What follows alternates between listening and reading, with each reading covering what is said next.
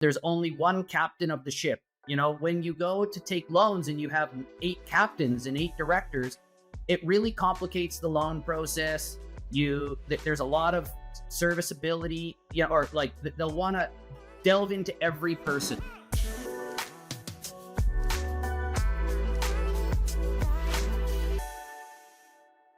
Hello and welcome to another episode of Help Me Buy Property podcast. This is part 2 of my discussion with Mike Day from Apex Development, and we are still discussing how to become a developer with no money of your own. Now, just a very quick recap from part 1. We've discussed about the corporate side of things from Mark's story, the real estate transition that he did, how did he came up with his business model in relation to the property development side of things, and having the right team.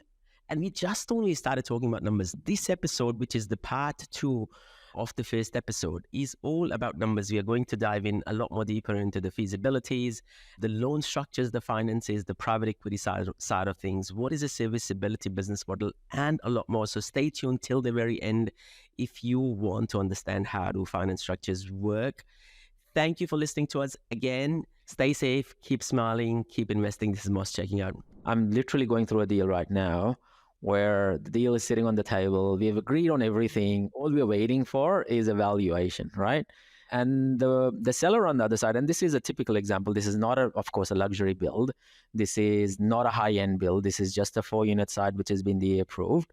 And so my question was that, can we establish the GRV? And so, that's the question that I asked. And so the idea and the concept that we are thinking about is exactly the same. And I do agree. If I take a step back, I do agree. I think the finance and the structures are the least talked about in any courses that are out there. And I say to people that should be the first thing that you should be talking about in any developments, because you can't do a development without finance in place, right? Now, if I take you through this particular example, and it would just, open up the eyes for the viewers and the listeners about what Mike is referring to in a much more mellowed down sense, is ultimately what you're doing is you're spending that money up front from your own pocket for valuation in anticipation that the GRV would stack up now, which means that it gives the financier a lot more confidence that the deal would stack up when you actually come for finance. So you're not coming in for finance right now. What you're doing is you're signing the contract right now, with a settlement for, say, 3 months, or in my case, it is a 6-month settlement where we are going for a building permit. But that basically bypasses this whole process of me trying to acquire the land first, because now what I'm going to do is I'm going to basically line up the building permit in the next 6 months, conditional building permit, and I would go straight into the construction finance, right? And that is a lot of people don't understand that, you don't really need the serviceability. What you're doing is you are putting in the cash and basically going into the construction finance straight away with the lender.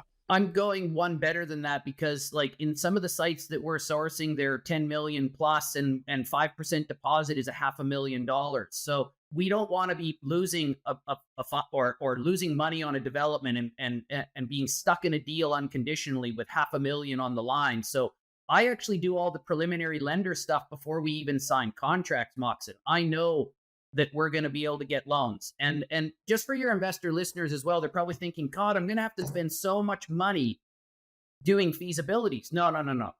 So you would never spend the money on a valuer or architectural drawings until you've got a feasibility that really makes sense in your mind. So it means going through RP data, going through any tools you have, going through REA if you don't have specific subscription softwares, and really doing your research on the GRVs. Sometimes it could take you a good week, or maybe you spend 2 10-hour days just looking at every sale. And then what you have to do is click on every photo, look in every room. Is it the same view? Is it the same aspect? Is the yard south or north? Because that will make a huge difference in price. In my case, if it's waterfront, we did one where I thought my GRVs are bang on, but then the valuer came in and said, well, you don't have a jetty. You're not direct waterfront on this site. It's actually worth $3 million less than what you valued it, because all your comparables have its own jetty and direct access. And I'm like, okay, well, walk away then. It doesn't stack up, because we had our GRs at 8.5 and they're only coming in at 6, right? It's like, And that's that's a very important point. I think don't shy from walking away from some of these sites, right? It's important that, you have the heart to spend some of this money up front and don't think about, well, this is money wasted. This is an investment into something bigger, right? A lot of people don't put money aside for the project, right? Even when the acquisition phase is happening, I always say for every project, of course, you need to ensure that the feasibility stacks up. You're almost like 70-80% there before you start spending money on the site, right? We have done all the due diligence, but the important thing is this, and again, this is for the listeners and viewers, and this is amazing what Mike is talking about today, that have a small budget in place for even due diligence up front, right? The valuations, the QS, you're going to go out there to get this information in order to give you that comfortableness of putting the pen to the paper. But it's not always necessary. So before you go spend that money, guys, just make sure you do as much research as you can.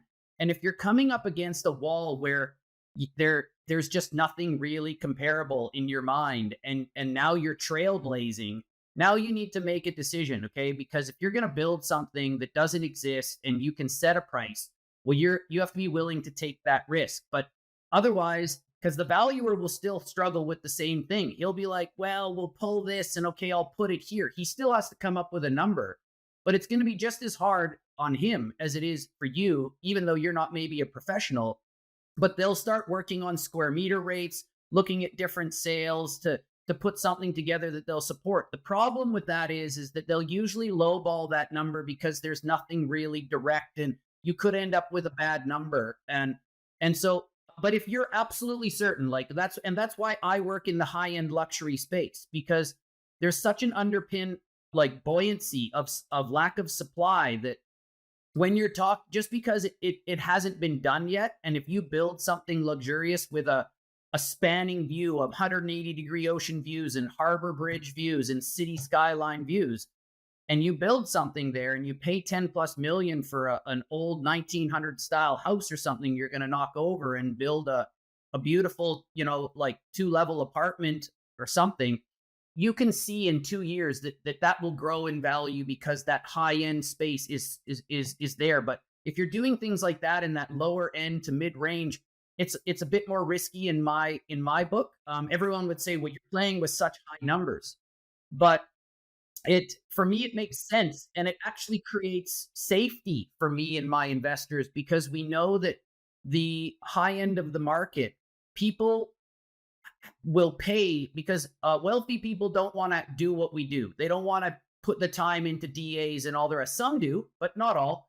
They want something move-in ready, that's brand new, that has a lift. And it's what every agent in all these suburbs tell me. They say, unless it has a lift to every floor, you won't sell it. You won't get the peak price, because downsizers want to make sure that, like, they don't mind having stairs and everything, but if they can go up and down their lift for the next 20 years, they're going to be over the moon. And if it goes directly to their master bedroom or the floor that the bedrooms are on, plus their living kitchen and their garage, it really makes sense, and people will pay for what they want, So whereas this mid-range market is like everyone's got the same price point, and you sort of cap out at a range, and then you really have to consider your build cost and overcapitalizing. But heading backwards a step, back to the finance piece, because you asked how we structure it. So I wanted to make sure that, the upfront due diligence part, again, is so critical to leading into the lender piece. But the way I typically do things, and I'm having to pivot, and I'll tell you about that, and this is what we were going to circle back to, is there's so many different ways to do this. So what we do currently is a mixture of private finance and cash. Okay, so in this case, we subscribed over, I won't give you guys the exact numbers, but just general ranges and things like that. So in this case, we subscribed about 30% of capital of TDC. Okay. And that's a very, very high amount of capital. Okay. And in this case, so I did it based on TDC. Now, the lender we ended up using said he would lend up to 65% of GRV, but again, subject to valuation, right? So you have to be very conservative in your GRVs if you want to take that additional leverage, because I was sort of using about more like a 55% GRV number or a 30% TDC sort of LR, like LVR kind of thing. So it's a mixture of cash. And what that cash does is it provides security to the lender. So you're putting in millions of dollars of security paying. So what we do is we structure the loans so that we only have to calculate interest on a couple of components, the land settlement and the build. Everything else we fund with cash. Okay. So all of your consultant costs, your land tax, your legal bills, your council rates, everything is funded by cash, and we're just taking a loan to complete the land settlement and 100% fund the bill. Typically, we will allow cash for the builder deposit, signing the contract, because typically you have to do that in order to get the loan to show the lender, and then the lender will need what they call a builder side deed to ensure that they're going to complete to the quote that they've done in the contract you've signed. Okay, so it's very important that you have all the build costs sorted up front. So that's kind of how we did this deal. So it requires a lot of upfront cash. Now, there's different models where you can bring in serviceability. And because build costs have elevated 30-40% in the last few years since we acquired my current project, I'm having to completely pivot the business model now. And where I'm looking is our biggest cost, is because I can't bring the build cost down. It's going to take a few years, and I can't just sit on my thumbs and have no revenue for a few years because build costs are too high, waiting for them to come down.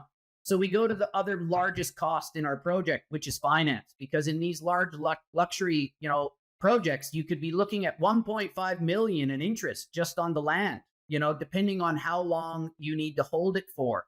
And your negotiation strategy on the land price becomes a push and pull, give, take with the vendor on how much settlement time can you give me to offset cost in interest so that I can give you the highest possible price to appease them, right? Because there's a direct relationship, and vendors don't typically understand that, and they just want short settlement and the highest price. And so those can be difficult and challenging. But what I'm finding is now we're going to pivot, and I'm now beginning a new research phase of the business to bringing on potentially and changing funding models. I still want to use the private space. My current lender has been incredible. I'm not going to say who they are here, but if anyone wants to contact me and ask further questions, I'm happy to recommend them. My experience has been exemplary. But it's a higher cost model, and he knows that. And he's actually, and they're actually sourcing a different type of funding to reduce costs for people, because they can see the same thing I'm seeing, which is build costs are escalating. And I really want to build a future partnership with these guys, but it'll be a case by case deal. So the pivot that we're looking to make is potentially bringing on a serviceability partner who has that higher net income, who could service $5 to $8 million loans. And what that does, folks, is that lowers your cost base in the finance. So in private finance with a lot of cash, you can capitalize all your fees. There's not a lot of upfront costs to you as the borrower, because all those fees get capitalized into the loan and paid out at settlement. But there is a chunk of money that you need to, outside of all the cash you spend on the development,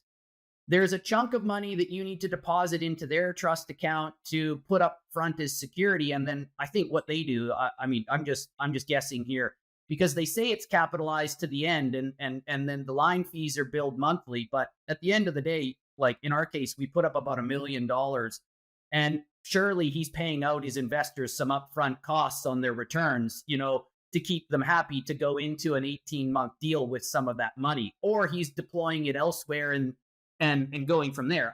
That's his business. But at the end of the day, the private space allows you to capitalize. So you don't need to pay upfront fees. They capitalize all that into the loan.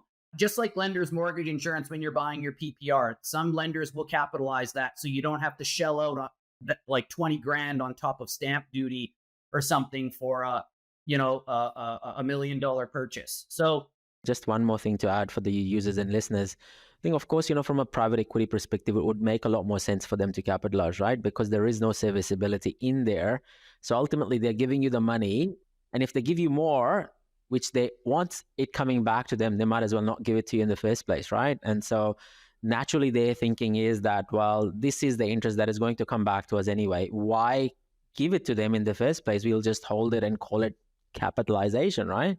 And so banks do it quite safely and securely because there is a lot more collateral, there is a lot more serviceability. They'll check your income, they'll check 10,000 different things to capitalize that income. But from a serviceability partner perspective, of course, that's the risk that they're managing by keeping that money. Yes, you're right in saying that, they might be earning returns elsewhere, or, providing returns to their own investors as well, because ultimately these are managed funds. So, really good point. Yeah, exactly. And I mean, ultimately, at the end of the day, what you're doing is you're avoiding serviceability, you're avoiding income testing.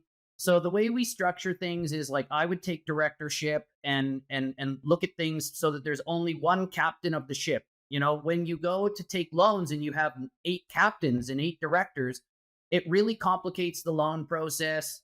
There's a lot of serviceability, or like they'll want to delve into every person. So we created a structure of a company that bought the land and then a company that houses the investors. So we didn't have, even though there was a unit trust here, we didn't have the investors investing directly into that unit trust. We had another layer of protection for them down in a separate company where we issued the shares and everything else. And then there was only a single shareholder in the company that owned the land, which was the shareholding company. And they just owned the units, and then it all fragmented from there. So again, we really think about strategy, and our legal team comes up with the best protection methods so that all of your personal assets as an investor are protected, and you're really only putting this money into that deal. And that's very, very important.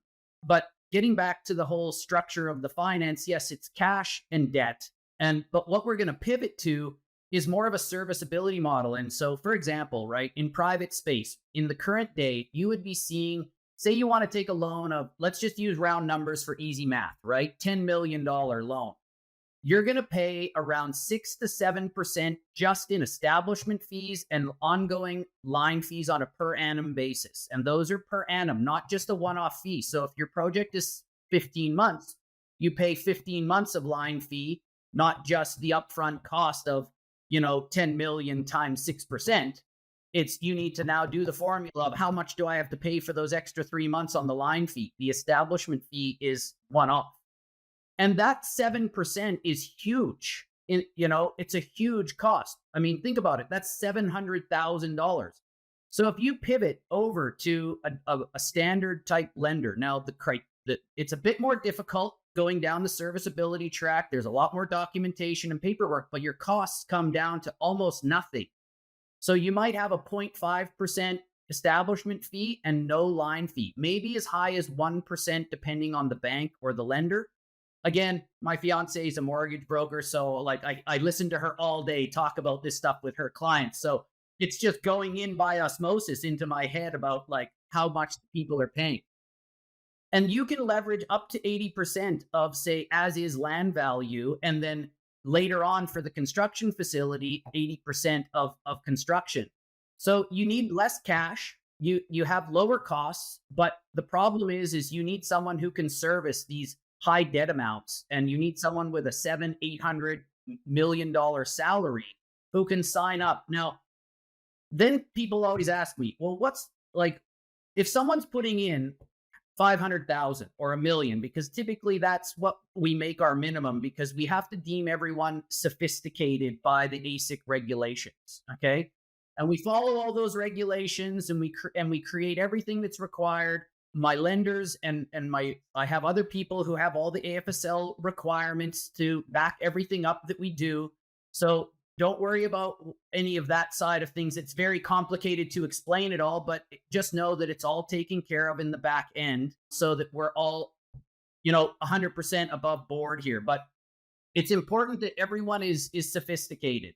And why? Because if anything goes wrong, then a person can claim that they didn't understand the deal that they were entering into. But with that sophisticated status for a group of investors, it basically indemnifies everyone that someone who didn't understand fully can't actually damage the partnership. So, but for example, say a serviceability partner on a deal puts in only $250,000, right? And that's the total repayments over the course of the loan. And 5 other investors put in $500,000 in cash each. Well, or more, the value of in my mind, the value of the serviceability partner that saved us $650,000 in costs to make the development possible is just as valuable as the person who put in double the amount of money. So Definitely. they're given the same equity share, and their returns are actually higher cash on cash but they're the ones who made the deal possible, right? It's also about the risk, right? I think, I remember when I did my earlier developments, looking at me myself as well, me and my brother, I was the serviceability partner, and I didn't even know it. The term at that time, I think this is going back 2010, 11. And so when I kicked it off, me and my brother, we went into the partnership. I brought the cash, I brought the serviceability, and I think he put in $50,000 or $60,000 at that time. And we did a 50-50 split. And I was like, yeah, cool. There's money there. But as you get educated, you realize that the serviceability partner, ultimately, if they're bringing $5-6 million worth of debt, that is their money plus whatever holding cost that is attached to it, right? And so when you're looking at people bringing in money, the debt that they are bringing is basically possible because of them bringing in their profile. They are taking a lot more risk, right? So, that's how the structure needs to work. And so, yes, cash is important, but cash is not as important as the serviceability partner that is servicing the debt, because they would definitely almost, if not more, almost all in most scenarios, take the same amount of share as a normal cash, person taking the equity share. So doing the quick math, right? Like on that example of 500 versus 250, in this case, probably what will end up happening is the investor who brought 500 and say they make a 50% return, they'll make $250K. But the investor who brings the serviceability will also make $250K, and that's 100% cash on cash return, right? So, and I'll just put this out there, a little plug, like we are looking for serviceability partners. So if it's something, if development is what you would like to get into to accelerate your wealth growth and double your money every 2 years or 18 months or whatever the duration is. Some of our projects go as long as 30 months, okay? Just depends on the complexity of them. So it would be a longer duration, but the loan term for the serviceability partner would only be up until when we settle on the land, which is typically 12 to 15 months. Because doing option agreements, Moxin, are very difficult based on the new legislation that came in May of last year around double stamp duty on option fees and all the rest. So it's a lot easier to just do standard straight up contracts with long settlements. Cautionary note to all your listeners, though, make sure your owner fully understands they have to sign the applications and that you're submitting the applications in their name during that settlement period, but they are obligated to sell you the property. So you don't have any risk in not being able to get the property after. But if they won't sign those applications, you can't submit your DA, you can't submit anything during that until you own the land. And you don't want to own the land until a certain time, because then it costs you more to hold. So it's a slippery slope.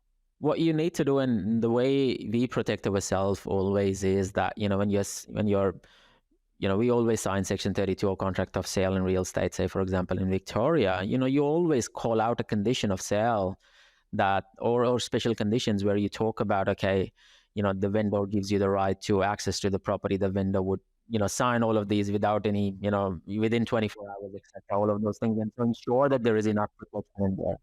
For your listeners, feel free, at the end, I'll give you all my tags, how to contact me. Feel free to get in touch, and I'm happy to divulge some of those key criteria on the offer letter that you need to put in and the conditions, because they're really critical when you're dealing with long settlements.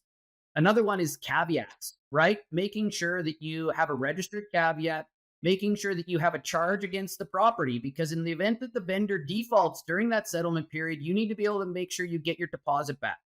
So there's a magnitude of them. I put in about 10 different conditions just around those long settlement sort of things.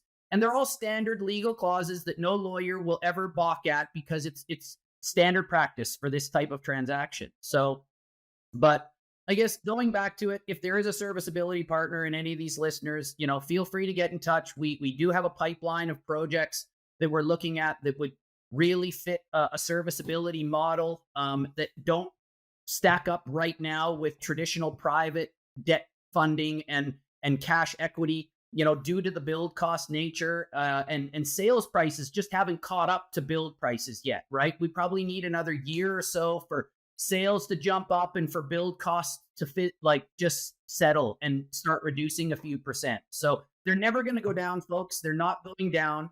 Build costs will never return to pre-COVID levels. Like, it's just not going to happen. All the suppliers will not be reducing their margins. They're even if their costs have come down, they're just going to say, well, that's the cost now. So let's not hope for unicorns and rainbows and hope build costs come down. We as business owners, investors, developers need to pivot and find solutions to make numbers work. Definitely. And that's a good segue, Mike, in relation to where do people find you? How do they come out and network with you? If you can share your email address, share your website, how can people get in touch with you? So probably the best place to go just to start with is just my website. On the very bottom of our website, my email and my contact number are there. You can also look us up on Facebook and go to the about information, and my phone number and email address will also be there. You can check us out on our website. It's Apex with 2 X's, developments.com.au.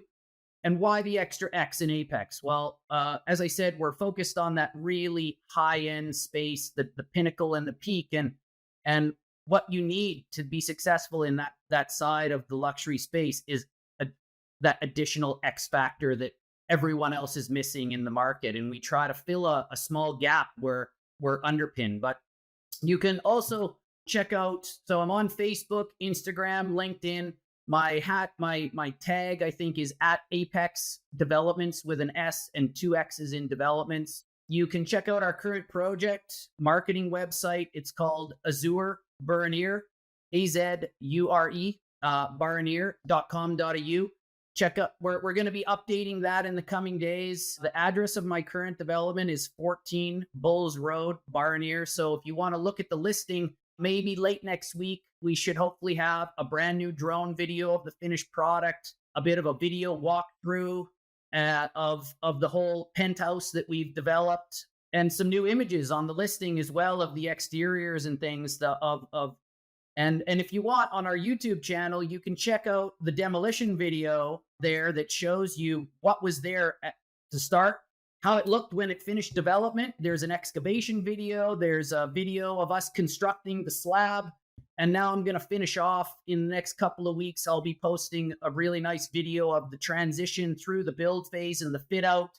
It'll be a little bit lower tech than the drone stuff that I've done those other videos based on, because you're just walking through with your phone, walking around. But it's going to be, the transition was incredible, seeing it come to life. And even as early as a month ago, Moxin, seeing the mess out the front, and then all of a sudden it's just beautiful, So I'll be developing and producing those sort of videos in the coming weeks as we get stuck into a refresh of our sales campaign, because we sold the first ground floor unit 3 weeks into into construction, so off the plan. Yeah, so that was a really great success. But the market that we live in, the owner came from wasn't a local, so she came, I think, from a construction background or something. So she really understood the build process and had a lot of confidence around buying off the plan. Whereas the locals in the area typically don't like to buy off plan unless it's like an apartment or something. And we've got an apartment. This is more of a home, So we've got a lineup of buyers right now that are going to hopefully come through late next week. We're doing practical completion, I think, later today or Monday. We'll get stuck into the defects over the next couple of weeks, and my builder should be hopefully done and dusted in the next week or two. And the place is already staged. So, and that's a really critical component that we could maybe talk about in future, Moxin, is just the importance of staging the premises for sale. So, for viewers and listeners, we would be sharing all of these pictures and videos together with, when this podcast goes out there. I'm going to very quickly do a wrap up in relation to property development. Of course, property development is not easy. It is hard. When you think about property development, a lot of the times they say that 90% of all millionaires comes through, owning or developing a real estate, but understand that, 90% of people who go broke also come out of real estate and making bad decisions. And so it's very, very important that, you have an experienced team beside you and behind you who can deliver this safely and securely. Thank you for listening to us today. Keep investing, keep smiling, stay safe. This is Moss and Mike checking out. Adios. Thanks, guys. Thanks for having me, Mox.